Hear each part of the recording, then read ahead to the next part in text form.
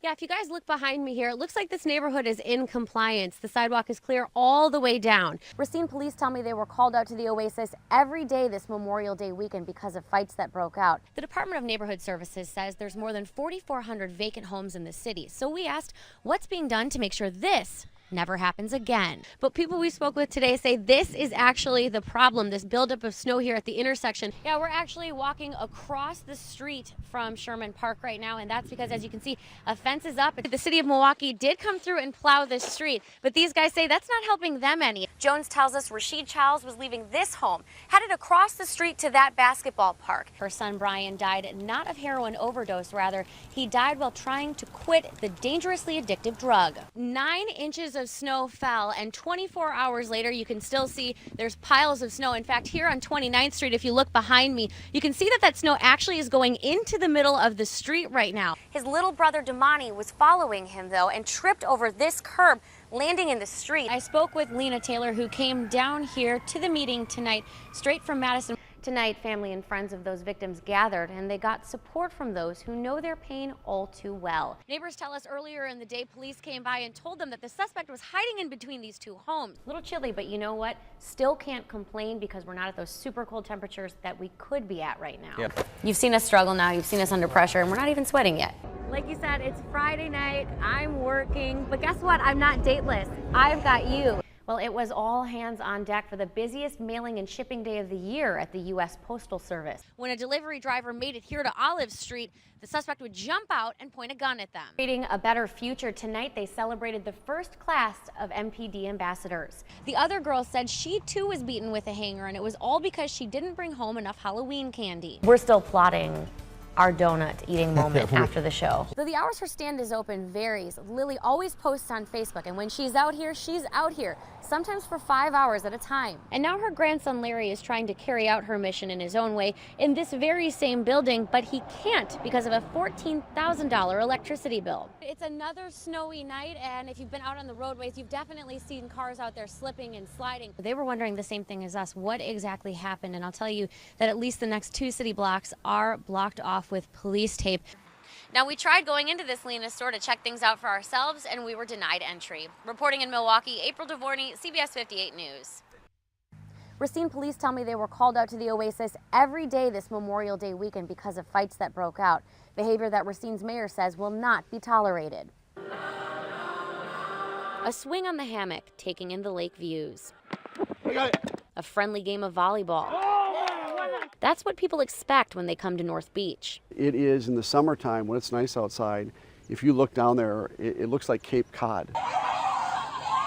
But as this video from Facebook shows, that's not what it looked like this weekend, as multiple fights were reported, some involving nearly 50 teens.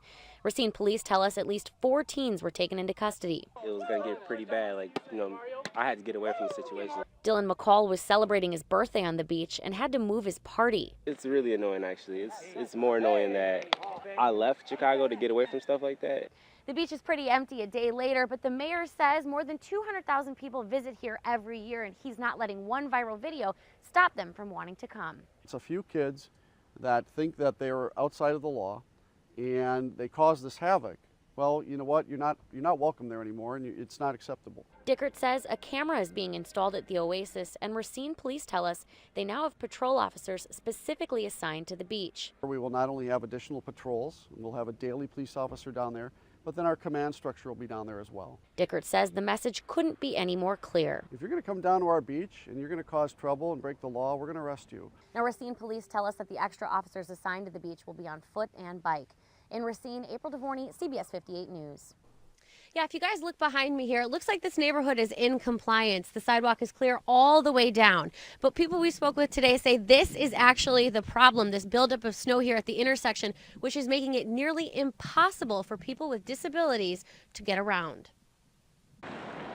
I know when it first snowfalls, I'll avoid going out until the next day or something. If I don't need something, I will not go out. Joel Hadel, who depends on a wheelchair to get around, says he has to change his entire routine when it snows. This would be a challenge for me to get over. Probably if I got on top, all all that would happen is my wheels would spin, and I would have a very difficult time getting over that. But the biggest challenge is the sidewalk space near intersections. By ordinance in most cities, including Milwaukee and Wauwatosa, property owners are required to clean it within 24 hours of snowfall. Well, up until the curb line, so the sidewalk and the ramps that would lead into the street are responsible, the homeowner or property owner on that corner. But often don't. Yeah, my only opportunity here would be turn around, go back, and maybe wheel in the line of traffic to get around this. That's the only option that I would have. Brian Peters works with Independence First, helping transport people with disabilities, and says it's a problem every year, one that the city often adds to with snowplows. Property owners will shovel up to that area, like the end of their property, and they say, that's my property line, I'm not going to go anywhere above and beyond that. And so the snow tends to mound in that area right on the street by the curb cut. The mounds of snow here at the intersections and around city bus stops is a city problem, and they're working on it. Now, they say that if you do have any problems in your area, you should call your local public works department and let them know about those problems. Meanwhile, the guys that we spoke with today say the best thing that you can do is also to make sure that your sidewalk is plowed wide enough that a wheelchair can get through it. A deadly end overnight to a standoff in Louisiana. Police say a mentally unstable man took 3 people hostage in the small river town of St. Joseph. April Dovorany of our Monroe affiliate KNOE looks at the violent end to the siege. Authorities here have identified the shooter as 20-year-old Fuad Abdu Ahmed, a man with ties to the local community who they say was on a mission to kill.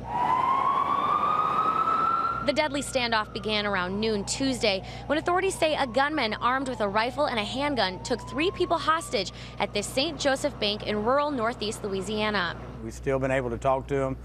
They've asked for some food and some provisions that we're going to provide to them. Law enforcement agencies from throughout the state were called in to assist with negotiations that dragged on for nearly 12 hours, but officials pledged to do whatever was necessary.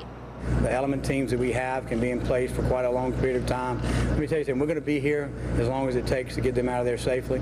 A female hostage was released later in the day, but police tell CBS News that around midnight, SWAT teams were forced to kill the gunman after he shot the 2 remaining victims, apparently because his demands weren't met. Fuad Abdu Ahmed was the perpetrator's name.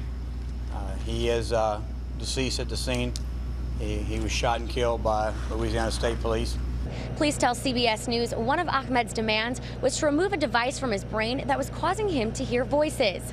Now, one of the hostages later died in the hospital. The other remains in critical condition. Charlie, Nora,